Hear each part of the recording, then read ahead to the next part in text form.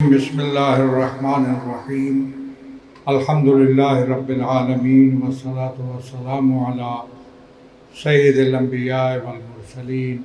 وآلہ الطیبین الطاہرین وصحبہ المنتجبین اما بعد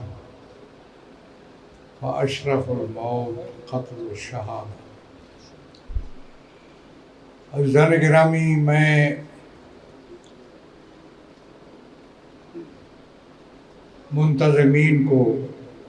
فرداً سب کو تحسین کہتا ہوں، بڑا اچھا انتظام کیا آپ نے، پر وقت اور مناسب انتظام کیا، اور بڑے اچھے خطابات سے ہم مستفید ہوئے۔ بہت سی اچھی اور پیاری باتیں حضرات نے آپ کو سنائی، میں اس میں کوئی تکرار نہیں کرنا چاہوں گا۔ شہید راہبر کی تعزیت و تسلیت آپ کو پیش کرتا ہوں، اور قاتلوں، مجرموں،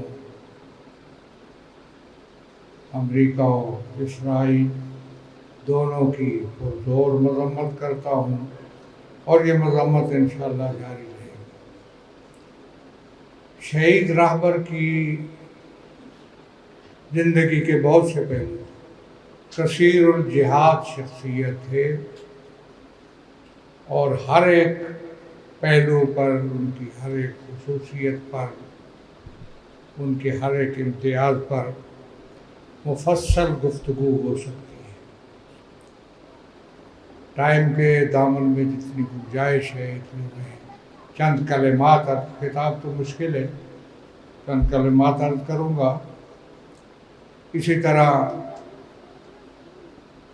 مرحوم و مغفور علامہ مشتاق حسین حمدانی صاحب، جن کو میں ذاتی طور پر جانتا ہوں، ان کی خصوصیات اور صلاحیات اور شوق اور یہاں بھی بہت کچھ ان کے بارے میں بیان ہوگا، ان کی بھی ہم یاد تازہ کرنا چاہتے ہیں، ان کے لیے بھی علوم درجات کی دعا کرتے ہیں، ان کی جو آثار ہے، ان کی اولاد ہے، ساتھی ہے یا مرکز ہے، اس کی بھی کامیابیوں کا اپنانے کے لیے دعا کرتے ہیں۔ مزید بھی وقت ہوا تو بات کروں۔ شہید کی جو خصوصیات تھی، کثیر الجہاد، کیا سیرت تھی اور کیا کردار تھا شہید کا، اور کیا کارنامے انہوں نے انجام دیے، اور اس کے باوجود کہ بہت سا غبار ڈالنے کی کوشش کی گئی ان کے کردار پر، ان کی سیرت پر، خاص کر انقلاب اسلامی پر، جس کے وہ ظاہر ہے محافظ بھی تھے، اس کو لوگوں تک پہنچانے والے، اس کے حقائق کو پہنچانے والے بھی تھے، اور راہبر تھے انقلاب اسلامی کے۔ لیکن اس کے باوجود ان کی اتنی قوت تھی، ان کے اندر اتنی روشنی تھی کہ تمام غبار چھٹ گئے، اور انقلاب کی روشنی اور ان کی شخصیت کی روشنی لوگوں تک پہنچتی رہی۔ بہت پیار تھا ان کو پاکستان سے، پاکستان کے بارے میں ہم سب سے وہ زیادہ جانتے تھے۔ پرانے دور سے انہوں نے پاکستان کے حوالے سے ان کی معلومات بہت دقیق تھیں، پاکستانیوں سے بہت زیادہ ان کو محبت تھی، اور اسی بنیاد پر پاکستان سے وہ خاص لگاؤ تھے، جس کی وجہ سے پاکستان کے مسائل اور مشکلات میں بھی ان کو بڑی دلچسپی تھی۔ وہ شخصیت تھے جنہوں نے واضح طور پر دو ٹوک انداز میں کشمیریوں کی حق خود ارادیت کی حمایت کی۔ یہ دنیا میں شاید کوئی اور ایسا آدمی نہیں ملے گا جس انداز میں انہوں نے حمایت کی، کیونکہ وہ اس خطے کے بارے میں بہت کچھ جانتے۔ اور پھر پاکستان میں وحدت و اتحاد اور انسجام کو بہت ضروری سمجھتے تھے، اور جب ہم نے یہاں وحدت و اتحاد کی محفل سجائی، توفیق دی اللہ نے، اور اس سلسلے میں تمام بزرگوں کا تمام مسالک کا کردار تھا، اور اس مسالک میں جو اپنے ملی یکجہتی ہو یا متحدہ مجلس عمل ہو، اس سلسلے میں جب ہم نے یہاں مشترکات پر قیام اور اپنے اپنے فروعات کو اپنے طریقے پہ مہذب انداز میں اور علمی انداز میں بیان، پر جب ان کا فتویٰ آیا کہ کسی مسلک کے مقدسات کی توہین کرنا حرام ہے، تو بہت واضح ہو گئی بات، اور پاکستان کے حوالے سے ان کے فتوے نے ایک بڑا اہم اور مؤثر کردار ادا کیا۔ سب لوگوں کے سامنے واضح ہو گیا کہ تشیعوں کا موقف کیا ہے، مسلک تشیعوں کا موقف کیا ہے، اور کس طریقے پہ ہم مشترکات پہ آگے بڑھ سکتے ہیں، اور ان کے فتوے کی وجہ سے فضا بہت بہتر ہوئی۔ اور اب ان کی شہادت کے بعد جب پوری انسانیت نے ان کی شہادت پر سب نے اظہار کیا افسوس کا اور مذمت کی ہے قاتلوں اور مجرموں کی، تو ان کے پاکیزہ خون کے اثرات اور زیادہ مسالک کے سے بھی مافوق،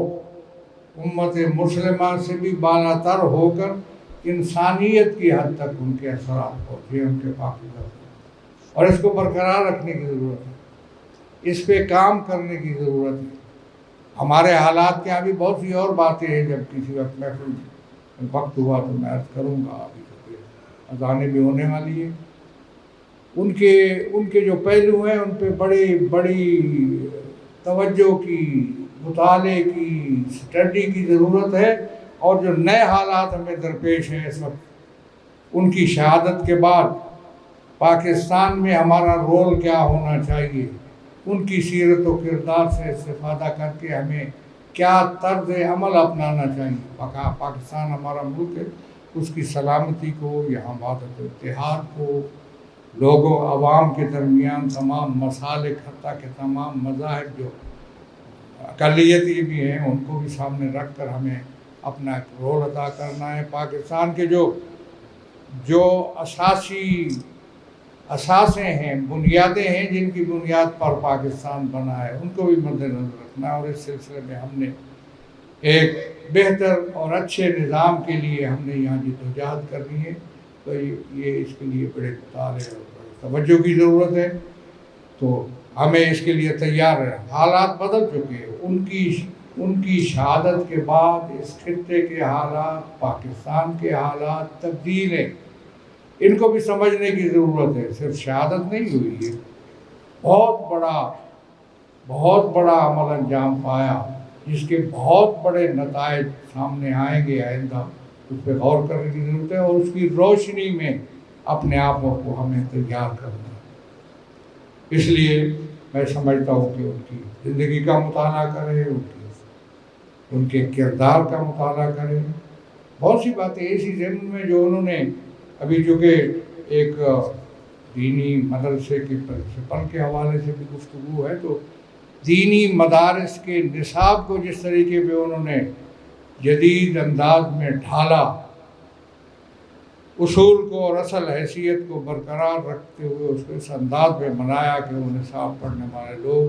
جدید دور کے تمام تقاضوں کو پورا کر سکتے ہوں، یہ بھی ان کی خصوصیت ہے۔ اور پاکستان کے اندر جو درس نظامی ہے، جو ہمارے مدارس ہیں، وہ بھی اس سلسلے میں انشاءاللہ مشغول ہوں گے، اور اندر اس سلسلے میں کام ہوگا۔ تو اس لیے میں سمجھتا ہوں کہ ہمیں ان کی سیرت کے مطالعے کے لیے تیار رہنا چاہیے۔ اندر محفلوں میں انشاءاللہ اس کو روشن ڈالی جاتی رہے گی۔ علامہ مشتاق حسین حمدانی کو تو میں ذاتی طور پر جانتا ہوں، اور شاید سب سے بہتر جانتا ہوں،